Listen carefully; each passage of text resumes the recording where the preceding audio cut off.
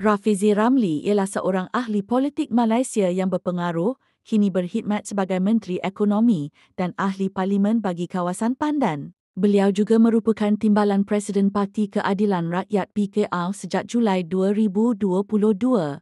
Nurul Izzah binti Anwar ialah seorang ahli politik Malaysia yang berpengaruh, aktivis hak asasi manusia dan anak sulung kepada Perdana Menteri Malaysia, Datuk Seri Anwar Ibrahim serta Datuk Seri Dr. Wan Azizah Wan Ismail. Beliau dilahirkan pada 19 November tahun 1980 di Kuala Lumpur dan telah memainkan peranan penting dalam lanskap politik Malaysia sejak era reformasi pada akhir 1990.